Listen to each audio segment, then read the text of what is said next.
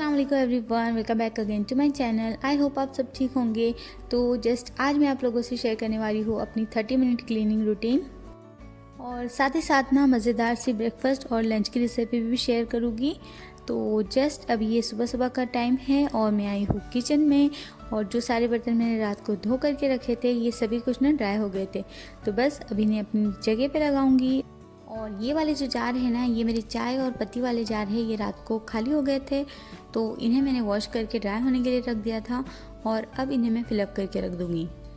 और इसी तरह जो मेरे दूसरे जार वगैरह है, स्पाइसेस के जार है, ग्रेन वगैरह के जार है, उन्हें भी मैं इकट्ठे वॉश नहीं करती। बस जो खाली होता है उसे धो के सुखा लेती हूँ और साथ ही साथ उसे फिलअप करके रख देती हूँ। इससे मेरा जो किचन है ना वो बहुत ज़्यादा मैसी नहीं होता और बार बार ना डीप क्लीनिंग की ज़रूरत नहीं पड़ती।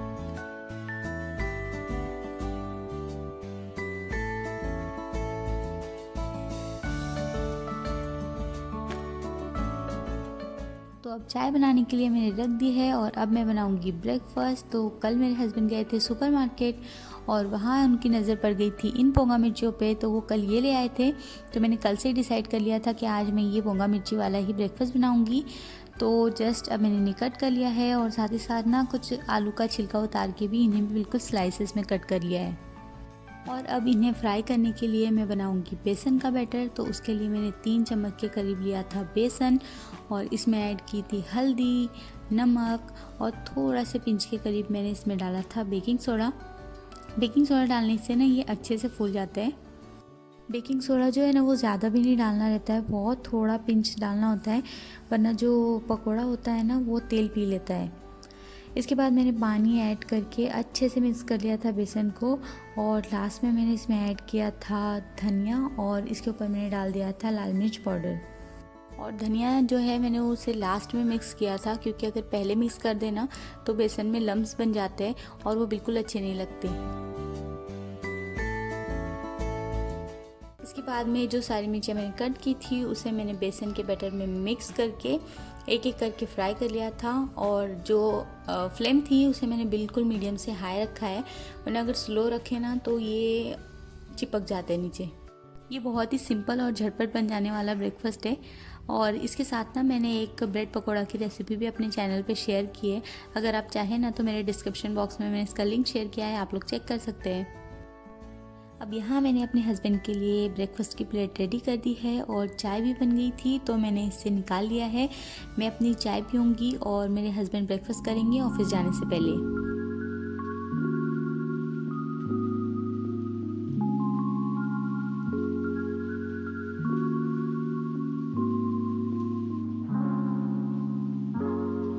ब्रेकफास्ट वगैरह करने के बाद मेरे हस्बैंड निकल गए हैं ऑफिस के लिए और ये जो दोनों मेरे अलार्म है ना ये भी उठ गए हैं।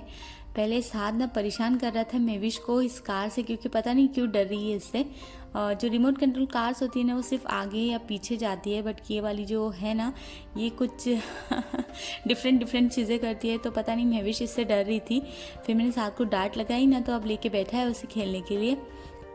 अब ये दोनों खेल रहे हैं तो अब मैं इस रूम में आई हूँ और इसे क्लीन करूँगी। अक्सर मैं इस रूम को सबसे लास्ट में ही क्लीन करती हूँ क्योंकि बच्चे सो रहे होते हैं और जब तक ये रूम बिज़ी रहता है ना सुकून सा रहता है घर में। खैर अब ये जो सारी चीज़ें फैली है इन्हें उठाऊँगी और डस्टिंग वगैरह करूँगी इस रूम की और इसे क्लीन करूँगी। सबसे पहले ये जो हर रोज़ के रेगुलर काम होते हैं इन्हें मैं 20 से 30 मिनट में करके ख़त्म कर लेती हूँ और मैं कोशिश करती हूँ कि मैं अपने आप को बहुत ज़्यादा ना थकाऊँ इन चीज़ों में, क्योंकि अगर अपने आप को मैं बहुत ज़्यादा थका लेती हूँ ना तो बच्चों को दिन भर हैंडल करना बहुत ज़्यादा मुश्किल हो जाता है। और जब भी बच्चे अगर किसी रूम में टॉय से खेल रहे होते हैं ना तो मैं उस रूम को साफ़ नहीं करती और बच्चों को खेलने देती हूँ, क्योंकि अगर बार बार बच्चों को इंस्ट्रक्शन दी जाए ना कि टॉय सही जगह पे रखो, इस तरह से खेलो या ऐसे मत करो, तो बच्चों का जो इंटरेस्ट होता है ना वो टॉयज़ से हट जाता है और फिर वो ज़्यादा इंटरेस्ट से नहीं खेलते टॉयज़ से।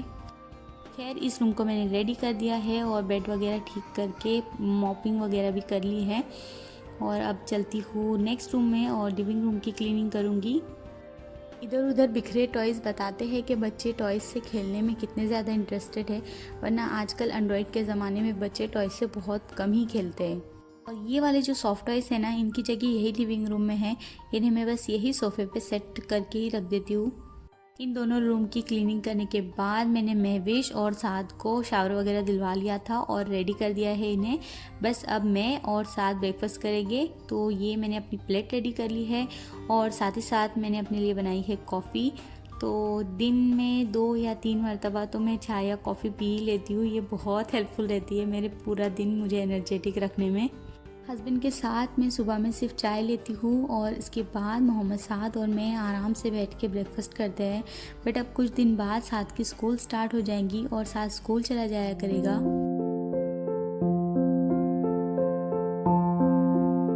ब्रेकफास्ट करने के बाद 6 मंथ बच्चों की जो एक्टिविटीज़ होती है वो मैं महविश को करवाती हूँ। इसे अलग अलग चीज़ें देती हूँ और देखती हूँ ये कैसे रिएक्ट कर रही है इन पे। तो मैंने ऑब्ज़र्व किया है कि जब भी मैं महविश को टॉय देती हूँ ना तो वो फेंक देती है, बट कोई दूसरी चीज़ इसे अगर पकड़ाऊँ ना तो ऑब्ज़र्व करती है और मुँह में डालने की कोशिश करती है। और थोड़ी देर प्ले करवाने के बाद मैं इसे आराम से सुला देती हूँ 1 या 1.5 घंटे के लिए। और दिन में से 2 या 3 बार तो नैप ज़रूर से लेती है महविश। और यहाँ पे मैंने साथ को कुछ ड्राइंग्स दी है करने के लिए और ये कलर वगैरह करने में बिज़ी है अपना। तो अब मैं जाऊँगी और लंच की तैयारी करूँगी।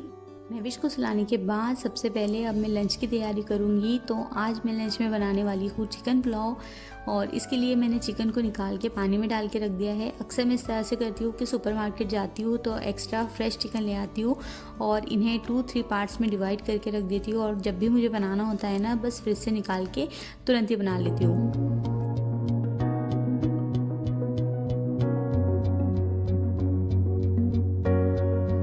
पुलाव बनाने के लिए सबसे पहले मैंने इसमें डाल दिए हैं कुछ स्पाइसेस जो रेगुलरली हम यूज़ करते हैं और साथ ही साथ मैंने इसमें 2 मीडियम साइज़ की प्याज कट करके डाल दी थी और इसे ब्राउन होने तक मैंने भून लिया था।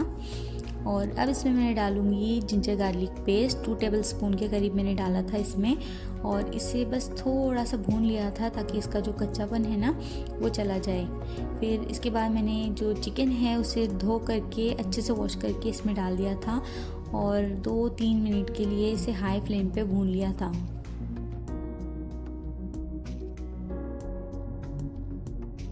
और फिर इसके अंदर मैंने डाल दी थी वेजिटेबल्स जो मैंने कट करके रखी थी, हरी मिर्च, टमाटर और साथ ही आलू भी इसमें डाला था और अच्छे से मिक्स कर लिया। इस टाइम इसके अंदर थोड़ा सा दही भी डालना होता है बट मेरे पास नहीं था तो मैंने स्किप कर दिया है। और बस इन्हें अच्छे से भून लूँगी और 2 मिनट के लिए लो फ्लेम पे ढक के पकाऊंगी।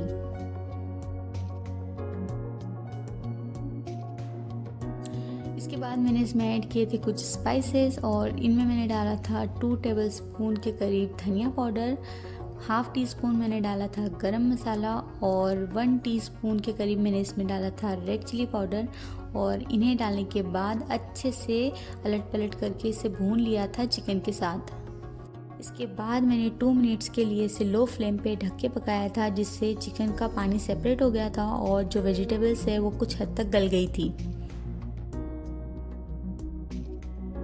अब मैंने मेजरमेंट करके 2 कप मैंने राइस लिए हैं तो 4 कप के करीब मैंने इसमें पानी ऐड कर दिया है और इसे अब ढक के रख दूँगी ताकि ना जल्दी से पानी बॉईल हो जाए।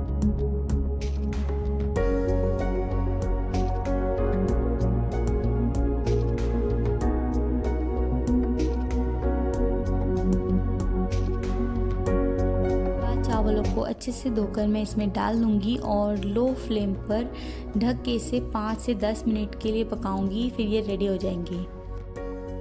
अगर आपको मेरी वीडियो अच्छी लग रही है तो प्लीज़ लाइक कीजिएगा और सब्सक्राइब भी कर सकते हैं, इससे आपको मेरी नई वीडियोस की नोटिफिकेशन मिलती रहेंगी। हस्बैंड लंच के लिए घर पे ही आते हैं तो उनके आने के 10 मिनट पहले ही जस्ट मैंने इसमें चावल धो के डाल दिए थे और बस 10-15 मिनट में ही ये रेडी हो गए हैं और हस्बैंड आ गए हैं अब लंच के लिए। तो सर्व कर लेती हूँ और अब हम करेंगे लंच।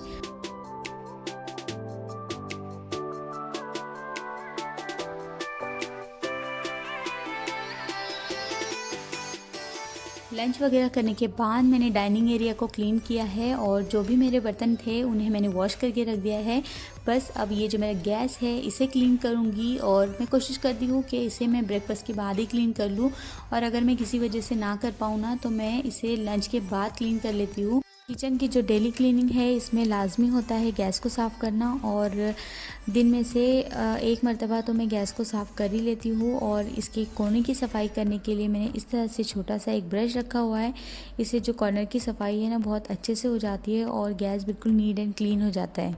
और अगर किसी वजह से बहुत ज़्यादा मेसी हो जाए ना तो इसे मैं डीप क्लीन करती हूँ वीकेंड्स पे, जब बच्चे अपने पापा के साथ में बिज़ी होते हैं तो आराम से इसकी डीप क्लीनिंग हो जाती है। सो बस यही था आज का मेरा व्लॉग। आई होप आप सभी को अच्छा लगा होगा। तो मिलती हूँ आपसे नेक्स्ट व्लॉग में, तब तक के लिए अपना बहुत सारा ध्यान रखिएगा और अल्लाह हाफिज़।